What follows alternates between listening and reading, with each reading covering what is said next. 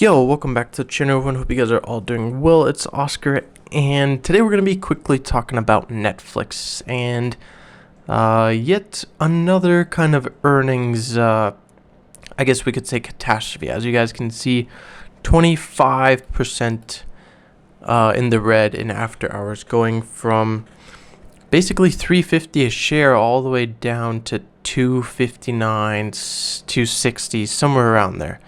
Now the interesting thing is that Netflix, as we kind of see here, Netflix stock plunges after subscriber losses, but as far as EPS, they beat EPS by 20.79%. They missed revenue by just under 1%. And if we look here at this Yahoo Finance page, it says 61% of the viewers believe their subscriptions were too expensive, and that caused basically 200,000 people to, if we see here, so they have a string of paid net change of minus 200,000.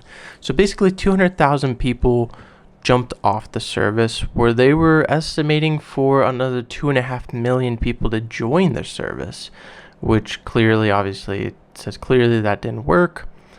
And that is obviously interesting. So if we look here, the subscriptions, the average streamer at 7.46 monthly. So that's, they believe their streaming subs are too expensive. Now I know my family's had Netflix for I don't know how many years, but definitely a good number of years. I still use it here and there, but not too often. But it's definitely something interesting. So here's another quick article. So the company is changing course after losing 200,000 customers in the first quarter. First time it has shed subscribers since 2011. Now the other interesting thing was, I was thinking about it today, but actually before earnings happened and before this massive drop. Obviously over the last 6 months, Netflix was almost at $700 a share, so it's got quite a ways to go to get back up to that 700. But if we look kind of here, let's say when it was 500, all the way up until November-ish, I believe here in November, October was when the whole Squid Game, a majority of the Squid Game hype was going on. So Netflix was gaining a lot of people joining it just to watch Squid Game.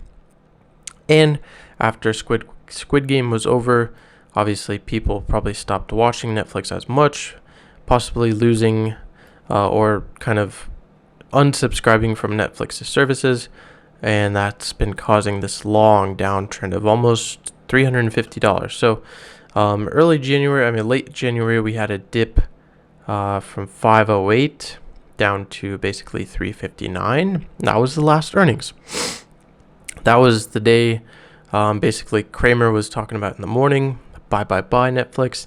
Next thing you know, the next day Netflix absolutely tanked, and ever since then it's gotten back up to the 450s, but it's never regained that 500 level. And that's kind of where that meme of Kramer kind of telling people to buy shares in a company, next day or the next week the company absolutely tanks. That's kind of where that came from. So unfortunately, another big tank for Netflix. I feel bad for those people that bought up here at 690. I know I have no shares in Netflix. I don't know if I'll ever buy shares in Netflix. If there's any way this is gonna regain, I think there's gonna be number one, we're gonna need a cheaper subscription if people are saying it's too expensive.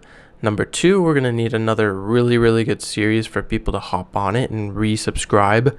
And number three, I think there's starting to be so many different streaming companies out there that competition's getting pretty tough. And I don't want to say that with Tesla, because obviously Tesla is almost in a realm of its own. But Tesla does report earnings tomorrow after hours. And from what I saw, there's a lot of people that are kind of going towards the call side of options now. This Barron's thing, Tesla reports earnings Wednesday. Prepare for disappointment. I don't think it's going to be that disappointing now. Obviously, what I say is kind of, I wouldn't say it's advice, but as myself, I have shares of Tesla. I don't have a lot. I only have 4. But as far as what Elon's doing with the company and everything, as far as the outlook for the company, I am bullish on them big time. So obviously we've been up here at this 1200 mark, 1229, 1222, and 1229. I think 1229, 1243 was the 52-week high, and that was, let's see, early November, as well as basically a new year, the first week of January, basically. So, do I expect Tesla to go on an absolute run? Possibly. Do I expect that it could go down? Yeah. It's the same thing with the last earnings.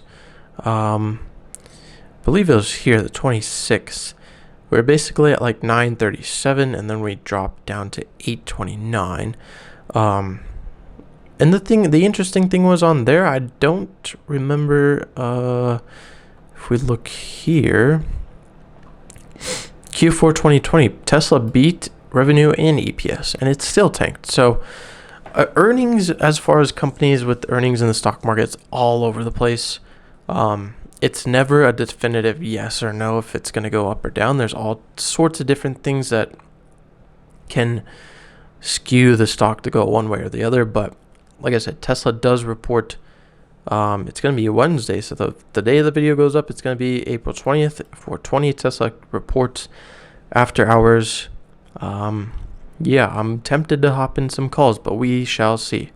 Main thing of today's video was this Netflix massive tank, but hope you guys enjoyed the video. If you guys did and are new here, please consider subscribing, like the video, drop down some comments if you have any, share the video with your friends and families, and I will see you guys in the next one. Peace.